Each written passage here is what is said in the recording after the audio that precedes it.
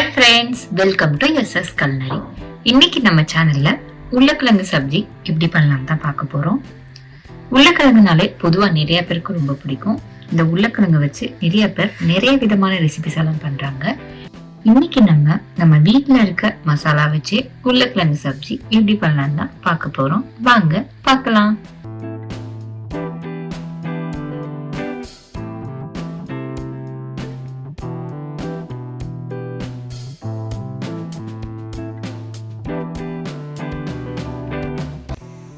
ஒரு கடாயில கொஞ்சம் எண்ணெய் ஊத்திக்கலாம்.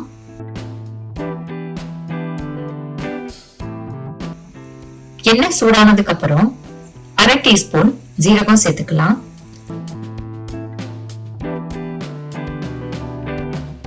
சீரகம் பொரிஞ்சு வந்ததும் பொடியா கட் பண்ண வெங்காயம் சேர்த்துக்கலாம்.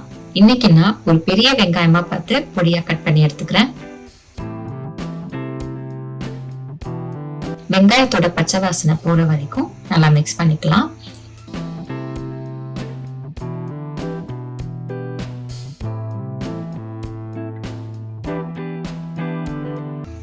ரெண்டு பச்சை மிளகாவை பொடியா கட் பண்ணி சேர்த்துக்கிறேன். அதையும் நம்ம நல்லா மிக்ஸ் பண்ணிக்கலாம்.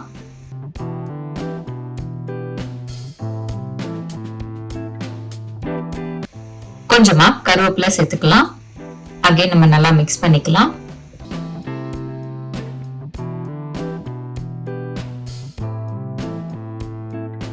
இப்போ பொடியா கட் பண்ண தக்காளி சேர்த்துக்கலாம். நான் இன்னைக்கு ஒரு பெரிய தக்காளி பொடியா கட் பண்ணி சேர்த்துக்கிறேன். அகைன் நம்ம நல்லா மிக்ஸ் பண்ணிக்கலாம். வெங்காயம் தக்காளி கொஞ்சம் நல்லா வதங்கினதுக்கு அப்புறம் நம்ம மசாலா ஆட் பண்ணிக்கலாம்.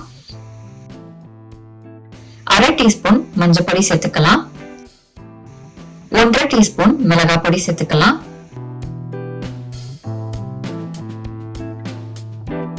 1/2 டீஸ்பூன் கரம் மசாலா சேர்த்துக்கலாம். 1/2 டீஸ்பூன் ஜீரக பொடி சேர்த்துக்கலாம். 1/2 டீஸ்பூன் மல்லிப்பொடி சேர்த்துக்கலாம். இப்ப இதுக்கு தேவையான உப்பு சேர்த்துக்கலாம்.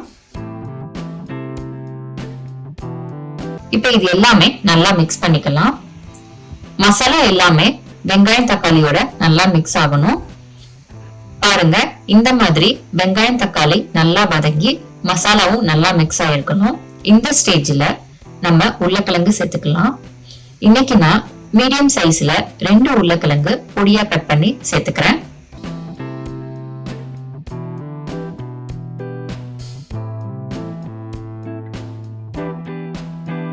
உருளைக்கிழங்கு நல்லா மசாலாவோட மிக்ஸ் ஆனதுக்கு அப்புறம் இப்போ இந்த உருளைக்கிழங்கு கிரேவிக்கு இன்னும் கொஞ்சம் டேஸ்ட் அதிகமாக்க ஒரு கைப்பிடி நிறைய பட்டாணி சேர்த்துக்கிறேன்.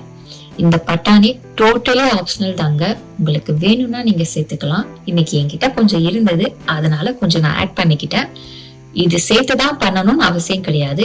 இது சேர்க்காம பண்ணா கூட கிரேவி நல்லா டேஸ்டா வரும். உங்கள்கிட்ட இருந்தா நீங்களும் சேர்த்துக்கோங்க.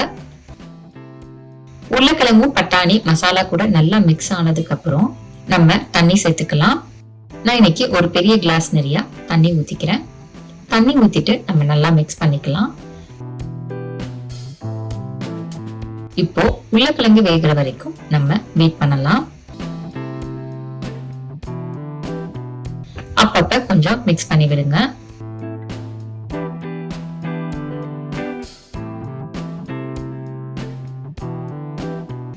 உருளைக்கிழங்கு வெந்துருச்சா நம்ம செக் பண்ணலாம். பாருங்க, இந்த மாதிரி ஒண்ணு பிரஸ் பண்ணி பார்த்தா நமக்கு தெரிஞ்சிடும்.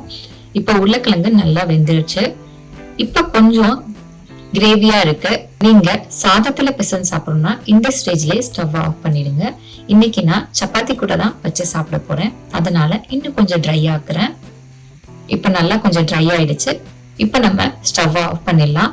அவ்வளவுதாங்க, உருளைக்கிழங்கு கிரேவி ரெடி ஆயிடுச்சு. இதை நீங்க சப்பாத்தி கூடயும் வச்சு சாப்பிடலாம். தயிர் சாதம், ரசம் சாதம், அப்படி இல்லைன்னா எனி புலாவ் கூட நீங்க சர்வ் பண்ணலாம். டேஸ்ட் ரொம்ப நல்லா இருக்கும். இந்த டேஸ்டான ரெசிபிய நீங்களும் வீட்ல ட்ரை பண்ணி பாருங்க. டேஸ்ட் எப்படி வந்ததுன்னு மறக்காம கமெண்ட் பாக்ஸ்ல கமெண்ட் பண்ணுங்க. உங்களுக்கு இந்த ரெசிபி பிடிச்சிருக்கும் நம்புறேன். அப்ப அப்படியே லைக் பண்ணிட்டு உங்க ஃப்ரெண்ட்ஸ், ஃபேமிலி எல்லாருக்குமே ஷேர் பண்ணுங்க. நெக்ஸ்ட் டிஃபரெண்டான வீடியோல உங்களை பாக்குறேன். பை.